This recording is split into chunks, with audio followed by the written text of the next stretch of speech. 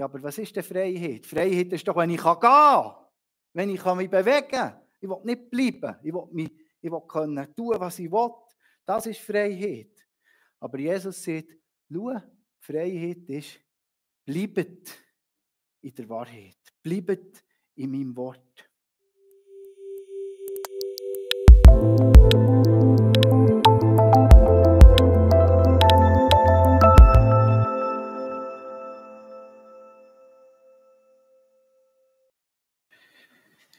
Ja, wir dürfen heute Morgen Melina einsegnen.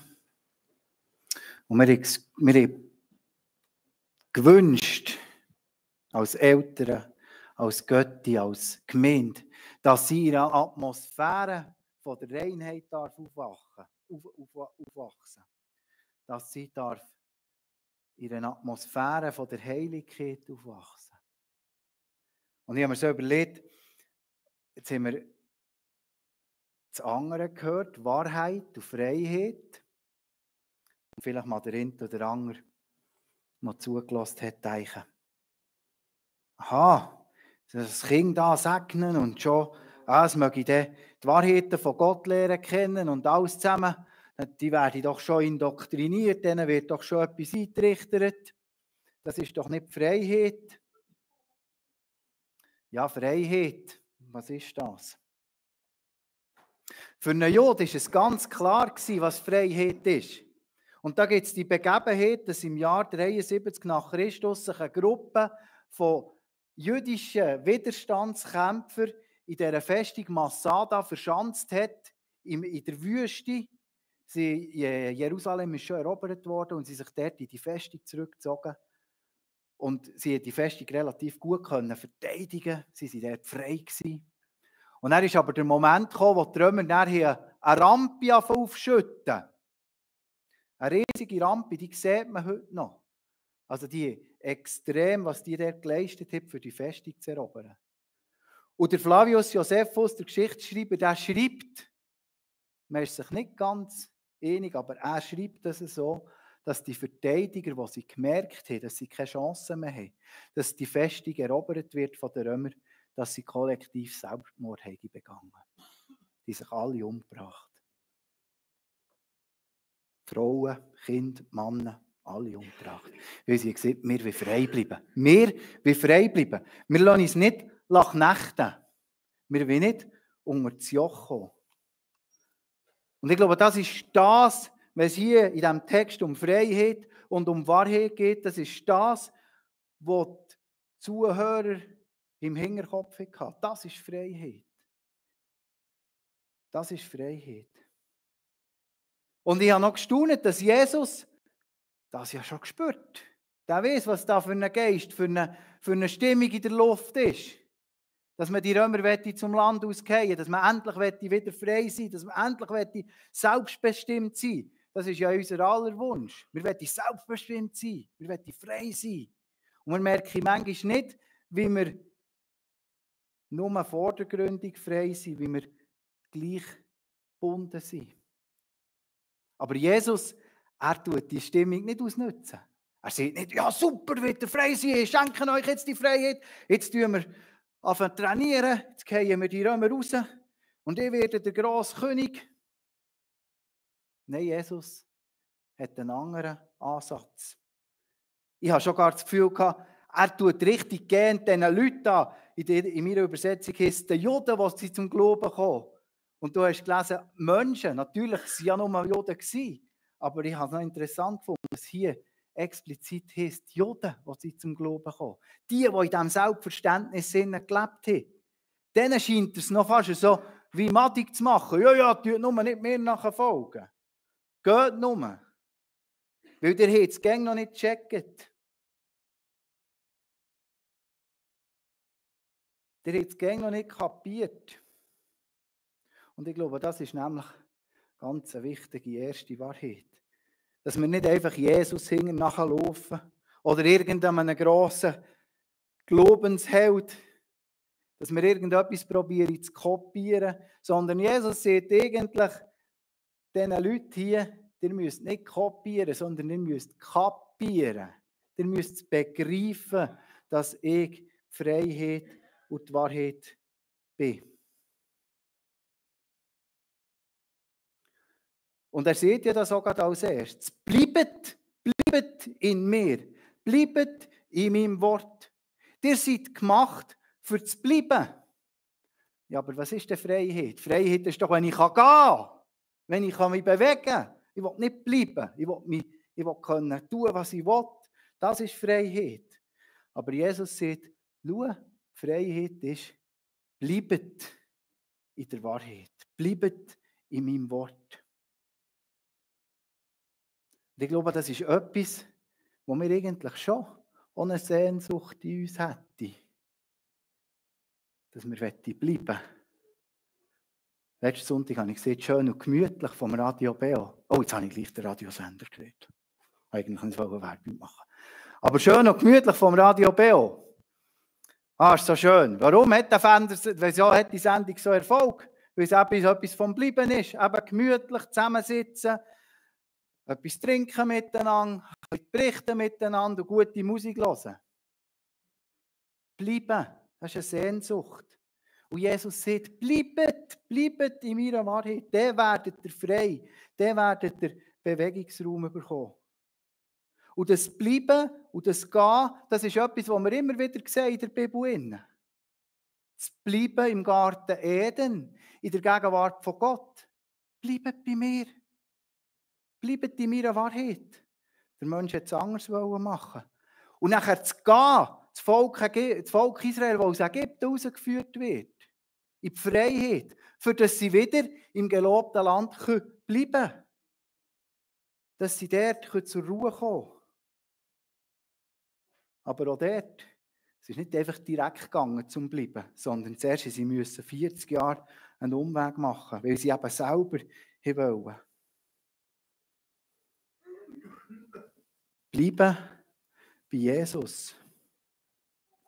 Und ich glaube, das ist ganz eine wichtige Botschaft, zu diesem Vater zu kommen, in sein Haus zu kommen. Er sieht es. Der der Sohn ist, der bleibt im Haus für immer. Der darf bei mir bleiben, bei meiner Gegenwart. Und er redet auch von sich selber im Haus vom Vater. Und ich glaube, das ist eine Sehnsucht, die wir mitnehmen dürfen. Freiheit im Bleiben. Freiheit, wenn wir uns ganz nach bei Gott bergen. Ganz nach dem Vaterherz suchen. Ganz nach seiner Wahrheit. Ja, was ist denn Wahrheit? Wahrheit, das ist etwas Relatives. Wahrheit, das ist relativ. Ja, nein, das stimmt doch nicht. Wahrheit ist Wahrheit, oder? Ja, Geht mal mit einem Kandersteiger über einen Lohner diskutieren und dann werdet ihr merken, dass die Wahrheit relativ ist. Ihr redet über einen Gleichblum. Über einen Gleichberg, wollte ich sagen, sorry. Über einen Gleichberg. Oder ihr könnt ein Kaffeeglas auf den Tisch stellen und dann könnt ihr über die Wahrheit von diesem Kaffeeglas reden. Dann sagt Rosina, da steht Nescafé Gold drauf. Und ich sage, nein, da steht drauf, was alles drinnen ist, weil ich die hintere Seite sehe vom gleichen Kaffeeglas. Wahrheit scheint relativ zu sein. Wenn ich jemandem sage, ja, ich habe erlebt, dass Gott in mein Leben geredet hat, dann sagen sie manchmal, oh, das ist noch interessant, das ist noch spannend.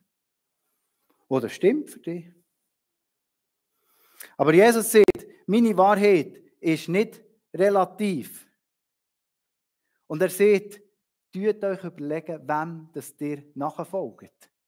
Wem tut dir nachfolgen? Das tut unsere Wahrheit bestimmen. Und es geht da nicht einfach, dass wir eben richtig in die richtige Familie geboren sind. Dass wir die richtigen Sachen tun. Dass wir vielleicht auch die richtigen religiösen Übungen praktizieren. Dass alles mit rechten Dingen verläuft. Das sagen sie nämlich hier, die zugelassen haben. Hey, im Fall, Wir wissen dann, wer unser Vater ist. Wir sind nämlich nicht in Hurerei geboren, hier schreibt der Luther. Wieso sagen sie das? Weil sie das Jesus vorwerfen. Hey Jesus, du weißt ja nicht einmal recht, wer dein Vater ist. Du bist der Josef. Du bist Sohn von einer Frau, die ledig ist, schwanger geworden. Wir wissen, von wem wir abstammen. Wir sind vom Abraham. Wir sind rechte Juden. Bei uns ist nicht etwas nicht ganz so gut gelaufen wie bei dir. Und du willst uns vorwerfen, wir folgen der letzten Wahrheit. Wir folgen am Falschen nachher. Die jüdischen Jünger wissen ja, was sie für Gebote bekommen haben. Sie folgen diesen Geboten vom Abraham. Sie wissen, von wem dass sie abstammen. Ihre Nachfolge ist nicht diffus, sondern ganz klar. Da gibt es nichts zu diskutieren. Aber Jesus hat eine ganz andere Prüfmethode für die Wahrheit. Jesus hat eine ganz andere Prüfmethode für die Wahrheit. Wenn wir an Wahrheit glauben, dann handeln wir danach. Wenn wir an Wahrheit glauben, von etwas überzogen sind, dann handeln wir danach. Und er sagt, schaut, ihr tut ja ganz andere Sachen. Wenn ihr Kind vom Abraham wäret, wenn ihr Nachfolger vom Abraham wäret, dann würdet ihr seine Werke tun. Dann würdet ihr mich nämlich als Sohn von Gott erkennen. Dann würdet ihr begreifen, um was es geht. Eure Ablehnung von euch gegen mir gegenüber, die ist so grundsätzlich, dass ihr mich sogar töten wollt. Und das tut sich jetzt hier noch mehr aufbauen. Es kommt nämlich das, wo wir darauf zugehen, Karfreitag, dass Jesus am Kreuz für uns ist gestorben. Die Wahrheit hat das Kreuz genagelt.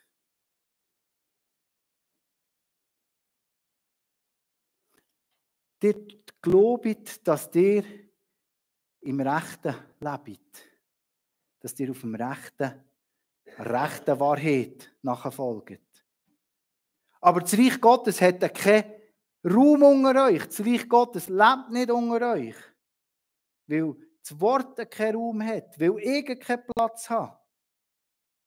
Und man könnte es anders schon übersetzen. Man könnte sagen, weil ihr keine Fortschritte macht. Weil man nicht sieht, wie ihr euch weiterentwickelt. Und ich glaube ganz fest, dieser Wahrheit von Jesus nachfolgen bedeutet, dass mein Glaube auch wachsen, dass es grösser wird. Es bedeutet nicht, eben bleiben auf dem Sofa und zu schauen, was da passiert, sondern dass wir mehr und mehr danach streben, dass wir unserem Lehrer, Jesus Christus, dürfen ähnlicher werden. Und ich denke, es ist gut, wenn wir uns heute Morgen mal die Frage stellen, wo erlebe ich Stagnation? Wo geht es nicht weiter? Wo bleiben wir stehen? Wo ist vielleicht unser gemütlich eingerichtetes Leben? Vielleicht ist es sogar religiös lackiert. Vielleicht hat es sogar einen religiösen Anstrich. Wo ist uns das Leben lieber, als dass wir uns, ich kann mich das fragen, als dass ich mich täglich von meinem Meister herausfordern? Ich glaube, da lohnt es sich einmal, so eine Selbstanalyse zu machen. Aber das ist nicht etwas, das auf uns drückt, sondern es heisst, der Sohn wird euch frei machen. Der Sohn wird euch frei machen. Die Wahrheit macht euch frei. Wirkliche Freiheit. Es ist so schön, dass sich Gott mit gewissen Begriffen wie verbinden. Wir sehen das beim Begriff Liebe. Gott ist Liebe. Gott ist nicht Liebe im Sinne von, oh, der Elias, das ist noch ein Flotten, oder? Das ist cool, dass ich mit dem Elias zusammenarbeiten darf. Das ist so ein freundlicher, anständiger. Aber der Elias ist freundlich, der Elias ist Liebe im Sinne von, er tut Liebe, oder? Er kann wahrscheinlich auch anders tun. Aber Gott ist Liebe. Gott ist Liebe. Also Liebe und Gott, das kann man austauschen. Und Gott ist auch Wahrheit. Das ist genau das Gleiche. Die kann man austauschen. Also wenn man Wahrheit sieht, die Wahrheit, dann könnte man auch Gott schreiben. Das ist ganz interessant, im religiösen Sinn. Also, Gott ist Wahrheit. Der Sohn wird uns frei machen. Die Wahrheit macht uns frei.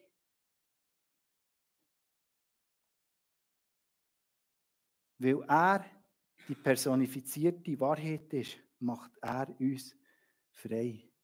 Und das soll nicht einfach ein billiger Trost sein. Das soll nicht einfach ein billiger Trost sein. Ich habe gerade im Moment wieder ein Buch von Dietrich Bonhoeffer bei mir auf dem Nachttischchen nachfolgen. Das ist eines von denen, das musst du unbedingt noch lesen. Das ist eines von diesen Büchern, das ist wirklich... Der Dietrich Bonhoeffer, der gemerkt hat, da läuft etwas nicht gut. Da geht es eben nicht um Freiheit und um Wahrheit. Und er hat sich für einen Weg entschieden, nämlich, dass er zuerst einmal bei der bekennenden Kirche im Deutschen Reich hat mitgemacht, im Dritten Reich. Das war der erste Schritt. Und der zweite Schritt ist ihm dann zum Verhängnis geworden, indem er gesagt hat, ich helfe mit, den Hitler zu beseitigen. Und er hat mit sich gerungen und mit sich gekämpft. Er hat gesagt, darf ich jetzt jemanden umbringen oder helfen, jemanden umzubringen, wenn es doch ist, man soll sich der Obrigkeit unterordnen, etc. Und er hat auch ein Buch geschrieben, aber das Buch «Die Nachfolge». Und dort macht er sich Gedanken zu der Bergpredigt. Und der Mann, der hat nicht nur Bücher geschrieben, sondern dem hat man das angesehen. Er schreibt in einem Gedicht, als er im Gefängnis war, kurz vor seinem Tod, als er erheicht wurde, dass die Wärter zu ihm sagen, dass er aus der Gefängniszelle rauskomme, wie ein König aus seinem Schloss, mit geradem Rücken. Und er sagt selber, ich fühle mich aber schlecht, ich fühle mich schwach. Aber der Wärter hat ihn ganz anders gesehen. Also er war überhaupt nicht frei gewesen. Und mit der Wahrheit ist es auch nicht um das Beste bestellt gewesen. Es ist ihm etwas unterstellt worden, nämlich, dass er es nicht gut meint oder nicht gut will. Und er hat aber nach seinen Wahrheitsmaßstäben probiert zu handeln. Und dort hat man eben gesehen, Jesus macht frei. Jesus macht frei. Auch wenn wir äußerlich nicht frei sind. Jesus macht frei. Und ich will nicht, ich will die Freiheit nicht aufschieben. Nicht auf später. Und jetzt will ich noch ein bisschen so frei sein und dann richtig frei sein. Nein, ich will hier und jetzt, ich will frei sein in Christus. Oder vielleicht können wir auch die anderen Dinge nehmen, dass wir sagen, ja, eben, excuse, ich bin jetzt gerade ein gäbiges Beispiel. Der hat doch gestern etwas gemacht, was mich gestört hat. Er hat nichts gemacht, was mich gestört hat. Aber es könnte doch sein, oder? Dass der Elias Fehler macht. Und jetzt seht ihr doch, er sei Christ. Der gut. Der studiert sogar jetzt. Hey, der liest gute Bücher. Und jetzt verhält sich der so. Und dann sagt er sei frei. Das ist doch nicht wahr. Nein, ich will nicht mein Glauben von jemandem abhängig machen. Sorry, schon gar nicht von dir. Ich will mein Glauben von Jesus Christus abhängig machen.